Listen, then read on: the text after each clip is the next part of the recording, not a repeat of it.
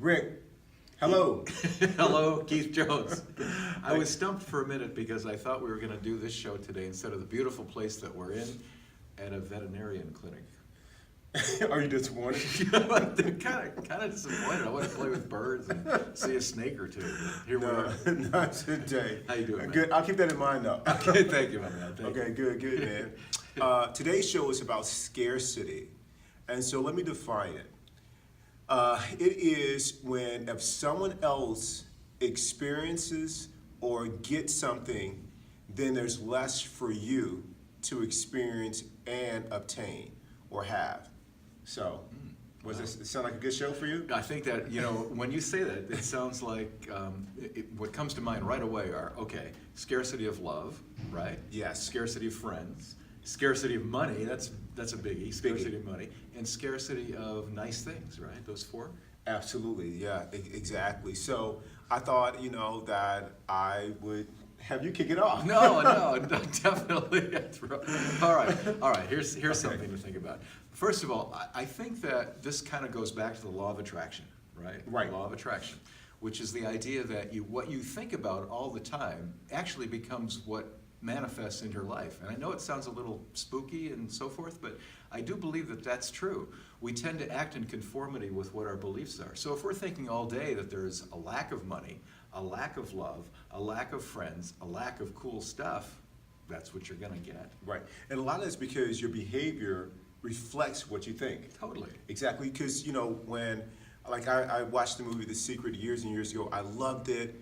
And then somehow I became, I was no longer enamored with it because in my mind, I thought it meant that you can put it out there, you want to attract it, but then nothing happened. But a lot of that had to do with your behavior wasn't consistent with what you say you wanted and what your thoughts were to achieve whatever that is. So I can say that I want to be fit, but if my behavior isn't reflecting it by getting up in the morning, working out, then I won't have it. I can say I want to lose weight and have optimal health, but if my nutrition isn't reflecting it, then I'm not going to have that. I can say that the world is hostile and there's so much negativity out there, but what am I contributing to it? Am I gossiping? Am I bad-mouthing the politician or associates or co-workers or things like that? I can say that I want that, but my behavior isn't reflecting that I want that. So I think you put the two together and then you produce some powerful results. That's so true, Keith. That's a great example. All of those are great examples.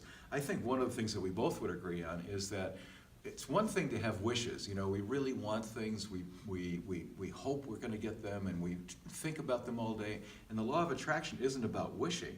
It's about acting in conformity with a plan. Yes. So a wish is not a plan. You want something. Okay, peg what it is that you want, and then start figuring out how you're going to get there. Right. And as you focus on what you want, that's the reward for the process that allows you to get there. Absolutely, I totally agree.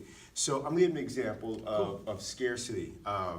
So I've had that. I really haven't had it when it's come to money. I've always been like, it's abundant, it's round, everybody can have it. It's all good. And you just work for it. Easy for you to say, right? Just work for it and you'll get it. And so that's kind of the way that I live my life. Somebody hits the lottery, I'm not that person like, oh my God, somebody hit the lottery. I mean, here I am in my situation, I'm struggling financially. That's less opportunity for me to hit the lottery. Somebody gets promotion at work, I get all depressed because, man, there was only only one person could have that position at work. And so that means I can't continue to go to the next level in the company. I've never had that kind of connection with scarcity. It hasn't resonated with me. The way it resonated with me in my early days, when I started ToBeRe, was I didn't think we were better than anyone else. I just thought we had a unique approach with creating community. And why would anybody consider, having their health needs, both physical and emotional, satisfied somewhere else? Like, why would you? This is unconditional, loving space. It's free of judgment. You're accepted. We do powerful things. We're champions for each other. Why would you want to go somewhere else?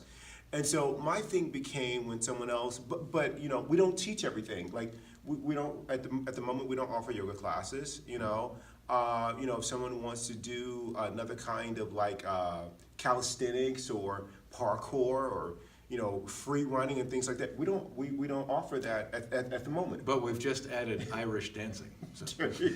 Exactly. I'm sure there's a huge market for that. Huge, for all three of us. Yeah, for all three of us. So what I had to get is I had to let that go. When people came and said, "Hey, listen, I want to take this class over here. They have a bar class," or I want to try Bikram yoga and I want to do this other stuff.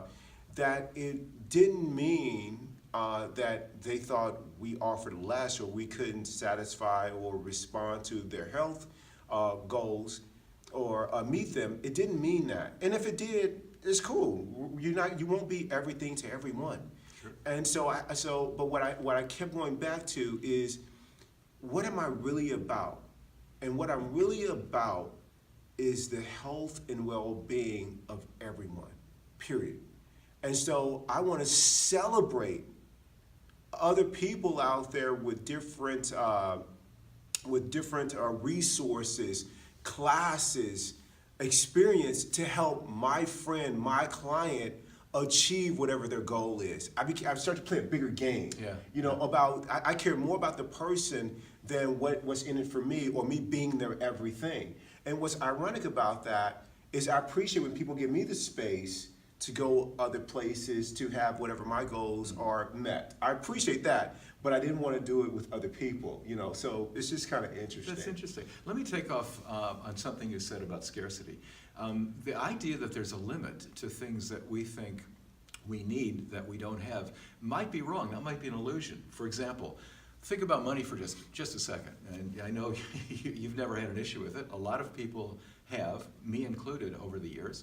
And it's hard to believe that really money is about sort of ebbing and flowing. It comes in, it goes out. It comes in, it comes out, it goes out. It's just an ebb and a flow. It's like life itself. And that's how I think of it, yeah. Yeah, it's like breathing, right? Okay, I think where people get hung up is they start thinking more about not having enough. Right. But the reality is, all of the money that you could possibly want is right here on the planet. Right. It's right here, right? It's not on Mars. It's not on the moon. It's right here. So the deal is you just have to figure out something that creates value, that creates sufficient value for others to bring that to you. And in my experience, the bigger the problem is, the more likely it is you're going to make bigger money. I mean, if you can solve a problem for somebody, if you can fulfill a need for somebody, right. If you can simply help somebody, which really ought to be the mission of humans anyway, that is going to bring money to you. So it's really an illusion to think that there's a limit to how much of that exists. Right. Also, I think that money is sort of I think there's a relationship between the way we look at money and the way we look at love. Mm-hmm. If we're looking at, for example, I've heard people say, well, I can't, in so many words, I can't really love this person because I'm loving this person, or I have so much invested in this person, I don't have enough to invest in. I think that's totally backwards. Right. I think it's unlimited. The more love you give, the more comes back to you. Absolutely. And it has nothing to do with, okay, it can only do a little bit. I don't know where people get that idea, but it's inexhaustible, right? That's right. Totally. That's right. Yeah, if you are having this other person in your life, I mean, obviously, if you got a relationship that's built on fidelity, that's one thing, but the capacity to have, more than a few friends or friends outside of your relationship or your closest friendships, that somehow if you give to another relationship or interact with other people, that means less of you for your significant other. That's the whole scarcity thing, and we start to, begrudge them. It's wrong. And things like that. It's so wrong. But if you come back to what I care, the way that I'm going to show my partner that I'm loving of them is that I'm not going to succumb to this idea, this concept of scarcity. I'm going to be like, man, I just want to support them being happy. I want to support them feeling loved, feeling valued. achieving their goals and their dreams. If you come back to that, then you'll be fine. And that's what I did with my clients. And so what I started to do in the space of fitness is when I see my clients go to other classes, I start becoming interested. Like, man, you know, what you learned there, I hope it's a great experience for you. You know, did you get out of it what you wanted? You wanted more stretching. You know, you wanted more space to meditate, and that's why you started doing these yoga classes. Like, I want to start supporting that, and like, man, you know, I love to meet your instructor. And maybe I can go to a class with you. I started to celebrate that and see what was great about it, as opposed to begrudging them for going or thinking that it was some kind of betrayal that they were going somewhere else. And didn't that open doors for you? Didn't that make you feel better yourself personally? But it brings something new to you that you didn't have. Absolutely, it opened up big doors. And you know, so I have a different approach to helping people reach their goals, you know, or whether it's a relationship goal. And it's all based on agreements, and you know, and so some people that may have PhDs or things like that, you know, they may like look down on our approach because it's not, you know, take 8 years to get a degree about it, or whatever the case may be. Or you may have a different approach when it comes to giving friends, you know, a different way of looking at going through a divorce. And, you know, someone who is a divorce therapist or counselor may look down on you for doing it. Sure. But at the end of the day, celebrate all the people that come into your world or other people's world that you care about for offering them a positive way, a loving way of getting to their goal, of being peaceful and joyful and feeling fulfilled. I mean, that's what it's all about, right? Yeah, I hear you saying that one way to beat scarcity is to open up. One way to beat scarcity is to open up and look at it in a little different way. Absolutely. And allowing other people to do the same. And allow other people to do the same, and allow them to contribute to you, even though you may think that the more that you take, the less you're going to have to give, or something like that. I just don't like all of those configurations where there's a limited amount of love or a limited amount of money. I just don't believe that's the case. I want to talk about material things for just a second. There's a guy, you guys have probably seen him on advertisements and heard him on the radio. There's the guy who does the commercials for Ford. I've forgotten his name. He'll be in the show notes. But he's a great opera singer. And the guy is really cool. He used to have a show about unpopular jobs. You know, he'd go to a slaughterhouse and he'd be one of the guys working in the slaughterhouse, or he'd go clean out barns, and he'd be one of the guys. And the show is about, you know, people who are normal folks who are doing really, really difficult jobs and distasteful jobs.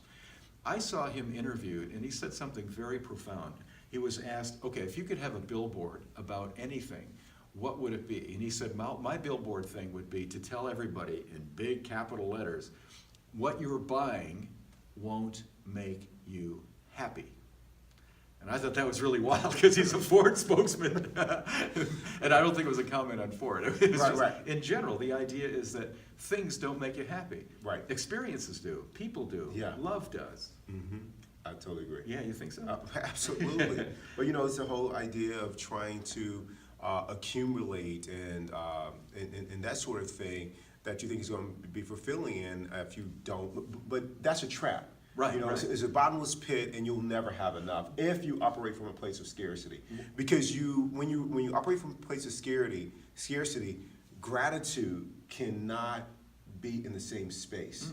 And so your whole thing is still wanting what's outside of you or just beyond your grasp. And then you live in the past, or you have anxiety over the future, but you cannot appreciate the present. And that means everyone around you is losing too.